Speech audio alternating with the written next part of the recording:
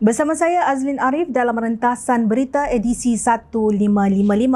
Antara paparan utama. Apa yang ditanam, itulah yang dituai.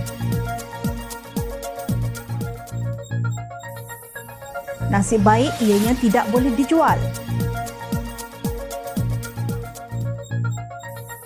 Jangan sambil kita membangun, kita merobohkan. Selak kain orang, dada sendiri terbuka.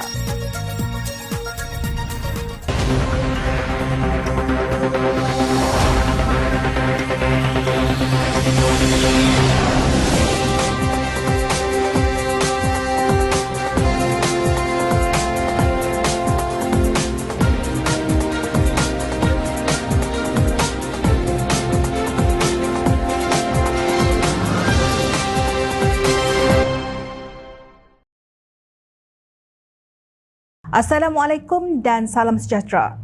Ketua Pesuruhjaya Suruhanjaya Pencegahan Rasuah Malaysia SPRM Tan Sri Azam Baki dipetik sebagai berkata beliau tidak pernah menafi atau menolak bahawa bekas Perdana Menteri Tan Sri Mahyadin Mak Yassin akan dipanggil bagi membantu siasatan berhubung penganugerahan kontrak membekal dan menguruskan kenderaan kerajaan kepada Spenco Sdn Bhd Spenco. Sebab itu saya katakan 2 hari lepas kalau ada keperluan pegawai penyiasat akan panggil beliau seperti mana beberapa saksi lain yang telah dipanggil termasuk bekas Menteri Kewangan, katanya lapor bernama. Untuk rekod perjanjian konsesi Spenco dengan kerajaan yang bermula pada 30 Oktober 1993 tamat pada 31 Disember 2018. Berikutan itu kerajaan membuka tender baharu untuk kontrak membekal, menyelenggara dan mengurus armada kenderaan rasminya bagi tempoh 15 tahun bernilai 4.5 bilion ringgit. Berjaya Group dan Nazar Corporation Holdings Sdn Bhd yang membentuk konsortium joint venture JV telah mendapat surat niat LOI untuk bersama mengendali kontrak yang menguntungkan itu. Malangnya 3 bulan selepas Mahyadin mengambil alih pentadbiran negara, menerusi apa yang hari ini disebut sebagai tebuk atap, kontrak diberikan semula kepada Spenco. Tidak puas hati pengasas berjaya Tan Sri Vincent Tan pada 17 Julai tahun lepas memfailkan saman terhadap Kementerian Kewangan dan Spenco berhubung surat niat yang ditamatkan. Beliau mendakwa kontrak itu telah diberikan kepada Spenco walaupun tawaran mereka lebih tinggi, kira-kira 700 juta ringgit yang natijahnya mengundang siasatan SPRM. Bagaimanapun, Mahyadin mendahului aksi Ketua Pesuruhjaya SPRM menerusi satu kenyataan media di Facebooknya pada 23 Februari. Saya menafikan sekeras-kerasnya tomahan kononnya saya terbabit dalam salah laku berhubung pemberian kontrak, pembekalan dan penyelenggaraan kenderaan kerajaan kepada Spenco, katanya. Beliau mendakwa ia adalah tomahan jahat media massa dan media sosial tanpa butiran lengkap bagaimana beliau terbabit dalam perkara tersebut. Mahyadin merujuk kepada tuduhan penyelewengan lain yang menurutnya tidak dapat dibuktikan sehingga kini. Saya juga telah dilepas dan dibebaskan oleh Mahkamah Tinggi Kuala Lumpur atas tuduhan rasuah berkaitan projek Jana Wibawa, ujarnya. Mahyadin menyifatkan tuduhan berhubung Spenco bermotifkan politik. Ini adalah sebahagian daripada siri pembunuhan karakter yang dibuat oleh musuh politik saya yang bertujuan untuk menjejaskan reputasi saya. Berhubung kontrak Spenco, kerajaan sepatutnya mendedahkan kenapa surat niat LOI yang diberikan kepada sebuah syarikat lain oleh Kerajaan Pakatan Harapan sebelum itu dibatalkan. Saya percaya maklumat mengenainya ada di Kementerian Kewangan, ujarnya. Beliau juga menemplak Perdana Menteri Datuk Seri Anwar Ibrahim yang kini memegang jawatan Menteri Kewangan. Janganlah membuat tuduhan melulu terhadap saya. Sebagai Perdana Menteri antara Mac 2020 dan Ogos 2021, saya tidak terlibat dalam sebarang pemberian kontrak kerajaan yang diuruskan oleh Kementerian Kewangan. Jangan samakan kedudukan saya dengan Perdana Menteri ke-10 yang juga merupakan Menteri Kewangan. Saya tahu kedudukan saya, tegasnya. Kenyataan Mahyadin membayangkan jika ada apa-apa salah laku, ia jatuh ke atas bahu Tengku Datuk Seri Zafrul Tengku Abdul Aziz yang telah dilantik sebagai Menteri Kewangan pada 9 Mac 2020 dalam Kabinet Kerajaan Tebuk Atap yang diterajui Pengerusi Perikatan Nasional sebagai Perdana Menteri. Ia membawa konotasi yang lebih besar kerana hari ini Tengku Zafrul ialah Menteri Pelaburan, Perdagangan dan Industri Malaysia di dalam Kabinet Anwar. Terdahulu, rakyat diberitahu sikap Anwar terhadap Spenco amat keras sejak beliau menjawat Menteri Kewangan suatu ketika dahulu. Saya tidak tahu di mana salahnya, tetapi saya tahu peraturan itu tidak betul. Saya tahu ia merugikan negara. Saya tahu ia tidak menyenangkan penjawat awam, tetapi kita lesu tidak berupaya berbuat apa-apa kerana tidak ada ketegasan dan tekad politik untuk bertindak. Kata Anwar yang juga pengerusi Pakatan Harapan itu seperti dipetik Berita Harian pada 5 Februari lalu, hampir 3 minggu sebelum Mahyadin mengeluarkan kenyataan menafikan pembabitannya. Dalam hubungan ini, SPRM mengesahkan sudah memanggil bekas Menteri Kewangan yang tidak disebut namanya. Akaun Spenco dibekukan. Justru siapa pula yang membuat tuduhan melulu kepada Mahyadin? Mengapa beliau tidak sebut nama individu terbabit sedangkan ia isu yang besar? Apa yang ditanam, itulah yang dituai. Jika Mahyadin ingin menunjukkan dirinya bersih dan ikhlas, pujuklah menantu yang menghilangkan diri sejak 9 bulan yang lalu untuk kembali bagi menghadapi keadilan. Difahamkan SPRM mengesahkan beberapa kertas pertuduhan ke atas Datuk Muhammad Adlan Berhan sudah lengkap termasuk jenayah pecah amanah CBT. Seseorang tidak bersalah sehingga dibuktikan bersalah. Namun, bersilat di luar pagar SPRM bukan cara seorang Panglima Melayu. Seperti biasa, di mata pembangkang, kerajaan disifatkan sebagai gagal dalam mengawal keadaan ekonomi negara sehingga kononnya menyusahkan rakyat. Timbalan Pengarah Pilihan Raya PAS Pusat Tan Sri Anwar Musa dalam satu kenyataan Khamis lalu berkata, apa yang berlaku ketika ini merupakan situasi terburuk pernah dialami negara berbanding pentadbiran terdahulu. Menurutnya, segala kenaikan harga barangan yang tinggi dan cukai amat membebankan rakyat. Kerajaan yang ada pada hari ini adalah kerajaan yang gagal segagalnya. Saya jadi menteri di bawah 5 Perdana Menteri, saya tak pernah tengok harga barang semahal yang ada sekarang. Saya tak pernah tengok tarif elektrik semahal yang ada sekarang. Saya tak pernah tengok cukai SST setinggi sekarang. Saya tak pernah tengok mata wang jatuh serendah sekarang. Inilah saat yang paling dahsyat, paling sukar sekali bagi rakyat. Saya tidak menuduh, saya tidak menyerang peribadi. Saya hanya menyatakan fakta. Katanya ketika menyampaikan ucapan sempena ceramah isu umat dan politik semasa di Dewan Besar Markas PAS kawasan Bagan Datuk.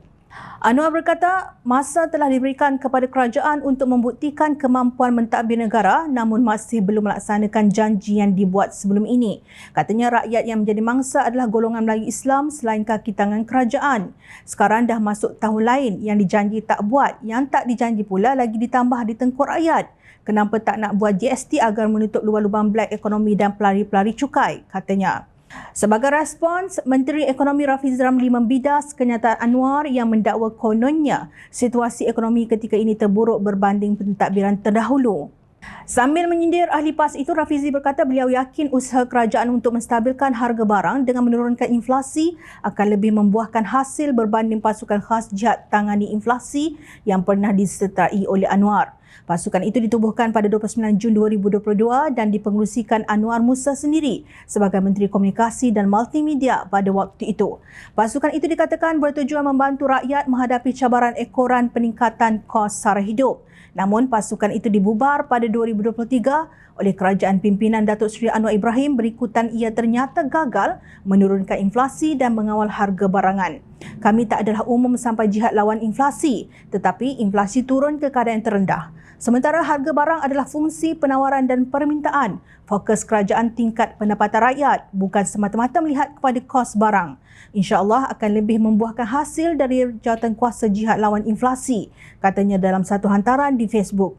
Sementara itu, Rafizi berkata sepanjang tahun 2023, kerajaan berusaha memastikan harga barangan stabil sambil menumpu kepada perkara-perkara yang menjadi punca beban kos sara hidup. Antaranya termasuklah gaji yang naik perlahan tidak seiring dengan kos sara hidup. Maka solusinya ialah pelarasan gaji kaki tangan awam dan dasar gaji progresif. Menambah kapasiti pengeluaran makanan, maka diperuntukkan dana besar untuk memodenkan pertanian moden kecil melalui IPR. Membaiki rantaian bekalan, kita secara berterusan melihat kepada rantaian bekalan padi, telur dan makanan asas lain, menggalakkan penjualan harga yang berpatutan melalui jual rahmah dan lain-lain, katanya di petik Sinar Harian. Rafizi yang juga naib Presiden PKR berkata kerajaan juga sedang menumpukan kepada penyasaran subsidi untuk keluarga yang lebih memerlukan supaya dapat mengurangkan beban mereka. Maka dengan itu katanya sumbangan tunai yang lebih tinggi dan reformasi subsidi pukal sedang dijalankan. Justru kepada pembangkang, usahlah cuba menimbulkan rasa syuriga dan benci rakyat kepada kerajaan yang sedang bertungkus lumus siang dan malam bagi memastikan ekonomi rakyat semakin baik dan harga barangan boleh diimbangi. Kenapa kuat sangat berkokok ketika menjadi pembangkang? Sedangkan ketika diberi amanah untuk buat kerja, semuanya ternyata gagal dan dilihat rakyat sebagai makan gaji buta. Pasukan khas jihad tangani inflasi yang ada Tan Sri Anwar Musa dalamnya. Apa hasilnya dibawa? Habuk pun tak ada. Nasib baik ianya tidak boleh dijual. Yang faham, fahamlah. Al-Quran menekankan soal akhlak dan nilai manusia yang secara jelas mempunyai hubung kait dengan pembangunan sesebuah tamadun. Perdana Menteri Datuk Seri Anwar Ibrahim berkata, Malaysia tidak berpandukan teori ekonomi barat semata-mata, sebaliknya turut mengikut apa yang diterapkan Al-Quran iaitu nilai etika dan moral dalam pembangunan. Apa erti pembangunan? Bangunan pencakar langit tetapi rakyat di bawah tertekan tidak dipedulikan. Apa erti gedung hebat tetapi pekerja di dalam ditekan dengan gaji rendah? Jangan sambil kita membangun, kita merobohkan. Yang kita bangunkan ialah gedung besar, industri hebat, tapi dalam masa yang sama, kita robohkan akhlak, nilai kemanusiaan dan keadilan disisihkan. Gedung syarikat untung berbilion, pekerja gaji terlalu rendah, sukar makan dan jaga keluarga. Gedung hebat, pendapatan tinggi tapi akhlak pekerja kian merosot, katanya. Tambahnya lagi, Al-Quran sebagai panduan hidup umat Islam harus difahami secara menyeluruh dan tidak ditafsir mengikut kesesuaian atau keutamaan sendiri. Al-Quran itu tentang kefahaman, tak boleh ambil cebisan dan hukum saja. Ini disebut semalam Jumaat di Seri Perdana kita bicara tentang maqasid syariah. Matlamat syariah bukan soal hukum saja, ada matlamat keadilan dan keamanan, ujarnya lagi. Seiring dengan seruan itu, Anwar mengarahkan supaya setiap jabatan agensi kerajaan dan kementerian menyediakan laporan bulanan bagi setiap projek yang dilaksanakan. Dengan langkah itu, PMX berkata pemantauan dapat dilaksanakan sekaligus meyakinkan semua bahawa apa sahaja projek yang diumumkan kerajaan akan tetap dilaksanakan. Kalau tidak dipantau dan disediakan laporan bulanan apabila kita umum projek tetapi pelancarannya hanya dilaksanakan sebelum pilihan raya, jadi saya nampak tiada kesungguhan. Jadi saya harap budaya ini daripada penjawat awam ke jabatan agensi dan kementerian serta menteri dapat dilaksanakan supaya dapat kita pantau dengan baik. Katanya ketika berucap pada penutupan program Madani Rakyat Zon Tengah semalam. Perdana Menteri memberi contoh pelaksanaan projek tempatan banjir yang mana ia mengambil masa lama untuk disiapkan. Katanya jika ia tidak dipantau secara bulanan, maka projek itu akan terbantut. Begitu juga dengan projek kecil seperti di bawah Kementerian Pertanian dan Keterjaminan Makanan berkaitan mutu dan produktiviti padi, kedudukan tanah dan kadar kandungan asid. Jika ada laporan bulanan dan kefahaman, maka lebih mudah untuk kita mengambil tindakan. Ketika ini hanya apabila menteri datang, barulah ada laporan sedemikian diberikan atau kena tunggu laporan 6 bulan sekali, katanya. Beliau mendedahkan kerana tiadanya laporan bulanan menyebabkan ada kes yang berpuluh tahun tidak dapat diselesaikan. Ada satu kes mengenai tanah bagi pembangunan klinik dengan adanya pemantauan baru diketahui ada tanah yang diambil kerajaan 40 tahun lalu untuk pembangunan klinik tetapi sampai sekarang tidak dibangunkan. Memang sesetengah kes ada alasan munasabah akan diberikan. Macam tanah itu tanah gambut tidak sesuai bagi pembangunan atau peruntukan peringkat awal tidak cukup. Jika ada pemantauan bulanan, maka kita tidak perlu tunggu sampai 40 tahun sehingga menyebabkan rakyat di bawah mengeluh, katanya. Anwar yang juga Menteri Kewangan berkata perkara seumpama itu kini diteliti kembali Unit Penyelarasan Pelaksanaan ICU di Jabatan Perdana Menteri. Tahniah Perdana Menteri atas ketegasan ini demi menjadikan Malaysia terus maju berlandaskan ajaran Islam dan rakyat terus berada dalam kesejahteraan. Terima kasih Malaysia. Semalam, negara kecoh dengan video yang ditularkan di media berkait konsert Choi Underground Music Tour Kedah 2.0 yang memaparkan anak muda yang sedang menonton persembahan berkenaan pada malam Sabtu.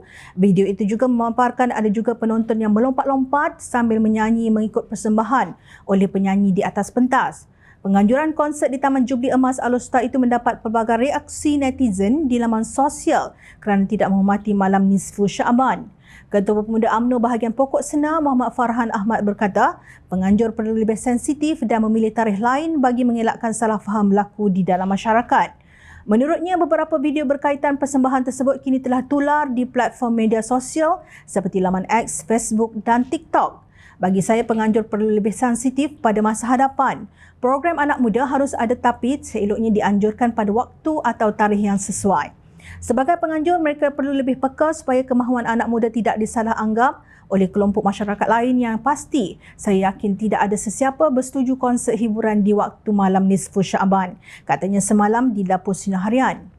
Tambahnya, pihak berkuasa yang memberi lesen bagi penganjuran program juga harus berwaspada dan berhati-hati dalam meluluskan program sebegini. Sementara itu, seorang penceramah bebas, Ustaz Jafri Abu Bakar Al-Mahmudi di Facebook rasminya mengakui secara peribadi kecewa dengan penganjuran konsert-konsert pada malam nisfu Syaban. Tidak menamakan mana-mana konsert menurutnya seharusnya pada malam itu diraikan dengan melakukan ibadat, memohon keampunan dan banyak berdoa kepada Allah Subhanahu Wa Taala. Saya tengok di media sosial viral beberapa lokasi konsert termasuk konsert besar dari luar negara yang terkenal dengan mempromosikan LGBT di luar negara. Tetapi malangnya kita sambut malam nisfu Syaban dengan konsert di beberapa tempat di Malaysia ini. Saya tidak boleh terima dan saya rasa bertanggungjawab untuk memberikan nasihat kepada diri saya dan umat Islam seluruhnya, katanya. Namun begitu, sebagai usaha membackup diri, Kerajaan Kedah membuat kenyataan bahawa menerusi mana-mana agensi di bawah pentadbirannya tidak pernah memberi permit atau kelulusan untuk mengadakan konsert tersebut.